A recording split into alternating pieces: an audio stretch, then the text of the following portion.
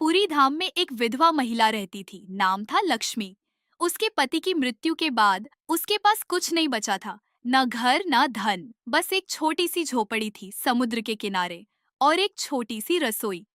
लक्ष्मी का एक ही सहारा था, महाप्रभु जगन्नाथ। वह हर रोज मंदिर जाती, दूर से दर्शन करती और प्रार्थना करती। महाप्रभु, आपकी कृपा से ही मैं जीवित हूँ, बस यूं ही अपना आशीर्वाद बनाए रखना। लक्ष्मी का गुजारा कैसे चलता था? वह लोगों के घर बर्तन मांजने का काम करती थी। सुबह से शाम तक मेहनत करती। बदले में उसे 2 मुट्ठी चावल मिल जाता, कभी कुछ सब्जी। बस उसी से उसका पेट भरता। पर लक्ष्मी कभी शिकायत नहीं करती थी। उसे विश्वास था कि प्रभु उसका ध्यान रख रहे हैं।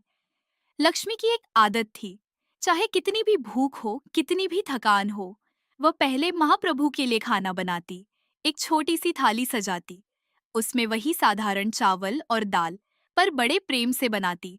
फिर उसे अपनी छोटी सी पूजा की जगह पर रखती। महाप्रभु, पहले आप खाइए, फिर मैं खाऊंगी। यह उसका रोज का नियम था। एक दिन की बात है, लक्ष्मी पूरे दिन काम करके थक गई थी। बहुत मेहनत की थी, पर उस दिन उसे बहुत कम अनाज मिला। बस 1 मुट्ठी चावल। उसने सोचा, आज क्या करूं? इतने कम चावल में प्रभु का भोग कैसे बनेगा? पर फिर भी उसने हिम्मत नहीं हारी।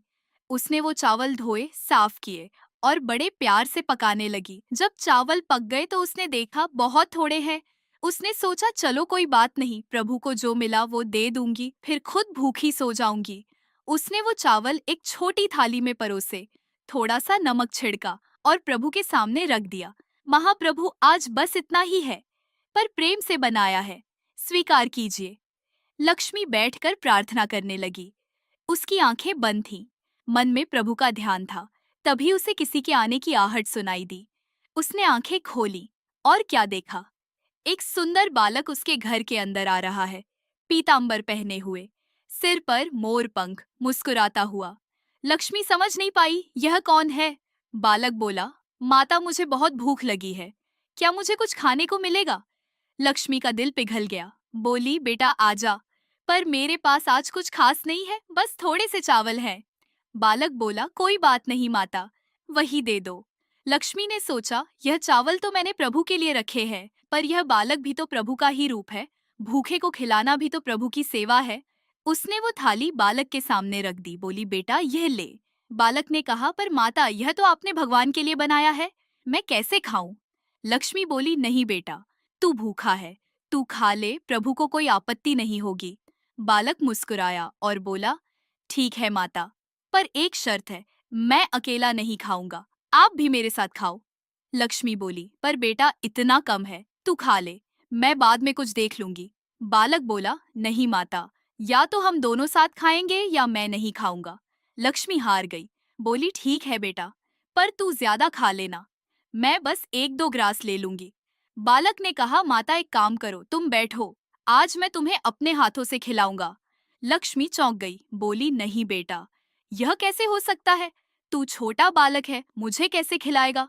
बालक बोला, माता आज मेरी बात मानो, बस बैठ जाओ। लक्ष्मी बैठ गई। बालक ने अपने कोमल हाथों से एक ग्रास बनाया और लक्ष्मी के मुंह में डाला। लक्ष्मी ने जैसे ही वह ग्रास खाया, उसे महसूस हुआ जैसे अमृत खा रही हो। इतना स्वाद, इतनी मिठास, साधारण चावल में, यह कैसे संभव है? बालक ने फिर एक ग्रास खुद खाया, फिर लक्ष्मी को खिलाया। ऐसे करते करते पूरी थाली खत्म हो गई। पर लक्ष्मी को लग रहा था जैसे उसने ढेर सारा खाना खाया हो। उसका पेट भर गया था, उसके चेहरे पर तेज आ गया था। वह हैरान थी, यह चमत्कार कैसे हुआ? बालक ने कहा, माता अब मैं जाता हूँ। लक्ष्मी बोली, रुक बेटा, तेरा नाम क्या है, तू कहाँ रहता है?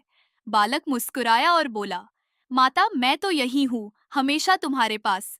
लक्ष्मी कुछ समझ नहीं पाई। उसने कहा, पर तू है कौन? तभी वह बालक अदृश्य होने लगा और उसकी जगह एक तेज प्रकाश फैल गया। उस प्रकाश से महाप्रभु जगन्नाथ का रूप प्रकट हुआ। 4 भुजाएं, शंख चक्र गदा पद्म, दिव्य स्वरूप। लक्ष्मी की आंखें फटी रह गई। वह तुरंत जमीन पर गिर पड़ी। महाप्रभु, यह क्या? आप यहाँ? जगन्नाथ जी बोली, उठ लक्ष्मी, डर मत, मैं तो रोज तेरे पास आता हूँ। तू जो प्रेम से भोग बनाती है ना, वो मैं रोज खाता हूँ। आज मैंने सोचा क्यों ना मैं भी तुझे अपने हाथों से खिलाऊं। तू रोज मेरे लिए खाना बनाती है, आज मैंने तेरे लिए बनाया। लक्ष्मी रोने लगी। बोली, महाप्रभु मैं तो कुछ नहीं, आप इतने महान हैं, फिर भी मेरे जैसी दीन को याद रखते हैं। जगन्नाथ जी बोली, लक्ष्मी तू दीन नहीं है, तू तो मेरी सबसे अमीर भक्त है, तेरे पास प्रेम है, विश्वास है, समर्पण है, यही असली धन है। मैं तेरी रसोई में रोज आता हूँ, तू जब चूल्हे पर खाना बनाती है ना, तब मैं तेरे पास बैठता हूँ, तेरा प्रेम देखता हूँ, तेरी भक्ति देखता हूँ। आज मैंने सोचा मैं भी तेरे लिए खाना पकाऊं, इसीलिए तुझसे मेरा भोग छीन लिया और तुझे खुद खिलाया। लक्ष्मी बोली, महाप्रभु मैं तो आपके दर्शन को तरसती हूँ और आप कहते हैं रोज आते हैं। जगन्नाथ जी बोली, लक्ष्मी मैं हर उस घर में आता हूँ जहाँ मुझे सच्चे दिल से बुलाया जाता है। तू मुझे सिर्फ मंदिर में मत ढूंढ, मैं तो तेरी रसोई में भी हूँ, तेरे आंगन में भी हूँ, तेरे हर सांस में हूँ। आज से तू कभी अपने को अकेला मत समझना, मैं हमेशा तेरे साथ हूँ। और हाँ, रोज वैसे ही प्रेम से खाना बनाना, मैं जरूर खाने आऊंगा, भले दिखूं ना दिखूं, पर तेरा हर ग्रास मैं खाता हूँ। यह कहकर महाप्रभु अदृश्य हो गए। लक्ष्मी वहीं बैठी रही। उसके मन में अपार शांति थी, आनंद था।